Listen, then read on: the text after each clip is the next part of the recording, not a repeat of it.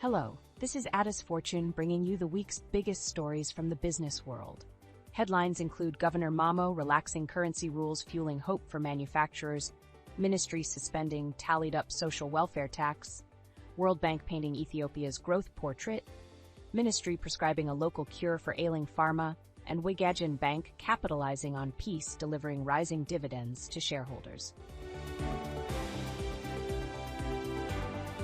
Governor Mamo has removed a cap on the number of pro forma invoices that manufacturers can submit for foreign currency requests. The move is considered a step in revamping a foreign currency policy. While lifting the invoice cap is a welcome change, industry experts caution that it is just one piece of the puzzle. Ethiopia's pharmaceutical industry, long constrained by the two-invoice cap, now breathes a sigh of relief. The central bank's policy shift comes in the wake of persistent appeals from industry leaders and the recent African Medical Agency Treaty. Industry leaders hope the change paves the way to meet various sourcing needs and expand their market reach. Companies like Humanwell Pharmaceutical Ethiopia plc cite ongoing struggles, including severe foreign currency constraints. The decision transcends the pharmaceutical industry, offering a lifeline to diverse industrial entities.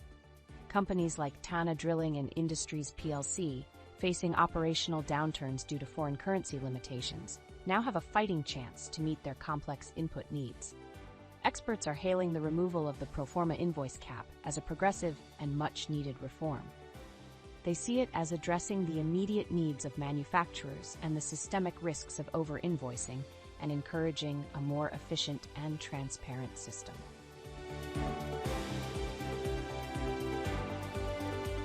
Minister of Finance Ahmed Shide ordered a temporary suspension of accrued social welfare taxes imposed on importers, citing delays and implementation difficulties since the enforcement of the regulation. He sent a letter to the Customs Commission 3 weeks ago, signifying a decision pending further investigation into the hurdles faced by importers. The social welfare tax, introduced in the last fiscal year as part of the government's strategy to broaden the tax base, was projected to generate 22 billion birr, set at 3% on imported goods. It had specific exemptions, including capital goods, fertilizers, and petroleum products. Ethiopia's economy was adversely impacted by soaring expenditures as a result of civil war, political instability, a pandemic, and rising global commodity prices. Surging budget deficits have prompted officials to boost revenue collection. Ministry of Revenue reported that 64.7 billion birr was collected from foreign trade taxes and duties in the first 4 months of the fiscal year, while aiming to generate approximately 6 billion birr from the social welfare tax. Stay tuned. We will be back after the ad.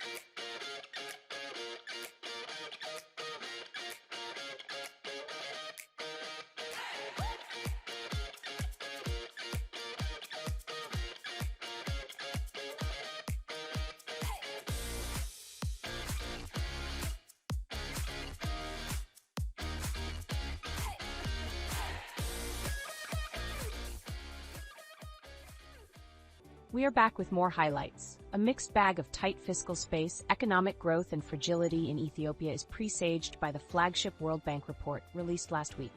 The Global Prospects report comes amid increased incidences of extreme food insecurity, debt default, and a foreign currency drought. Economists express reservations about relying solely on GDP as an indicator, emphasizing the need for more nuanced approaches that consider net production estimates. They warn against crafting policies that fail to take into account food inflation, the rule of law, peace, security, and health status, which have plummeted in Ethiopia over the past few years. Globally, the World Bank predicts a deceleration in growth for the third consecutive year by 2.4%, while sub-Saharan Africa is expected to experience a decrease of 0.3% to 2.9% growth. The report emphasizes the importance of nuanced economic assessments to grasp the complexities of the situation. Despite a turbulent past, Wegagen Bank's rebound has seen total assets soar by 24% to 53.49 billion birr, and paid-up capital increased by 17.4% to 3.98 billion birr. The bank's strategy in the face of stiff competition involves recovering from conflict-related setbacks. Its profit increased while turning a 279.73 million birr foreign exchange loss into a 106.78 million birr gain, a performance analyst praised as a remarkable achievement. In an era where operational costs are skyrocketing, Wegagen stands out with its effective management of expenses. Its strategic approach towards procurements and selective time deposits has resulted in controlled increases in operational costs, setting a benchmark for operational efficiency in the banking industry. The bank has reopened 112 branches in the Tigray regional state, illustrating a recovery from the two-year conflict and soundness in the banking sector, according to its chairman Abdishu Hussein. He credited the bank's strategic initiatives, including treasury bonds, which have significantly contributed to stabilizing the bank in a highly competitive industry. With a substantial increase in financial intermediation income and a confident outlook on liquidity, Wegagen Bank's president Aklilu Wubet foresees a future of sustained growth and customer-centric service. The Ministry of Health has enlisted the services of McKinsey & Company to conduct a 4-month study aimed at creating a sustainable domestic supply chain for crucial medical products and technology. Sponsored by the UK, the study focuses on strategies to cover 60% of the demand within 5 years. Local manufacturers currently supply only 5% of the medical products and technology demand. The McKinsey study aims to identify critical areas for intervention, such as expanding foreign direct investment, establishing testing agencies, and addressing production limitations.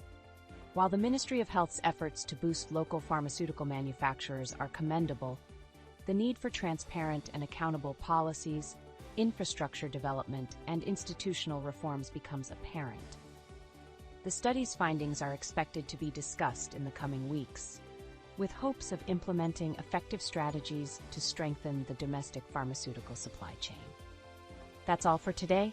We'll be back with more updates next week. May good luck and fortune always be with you.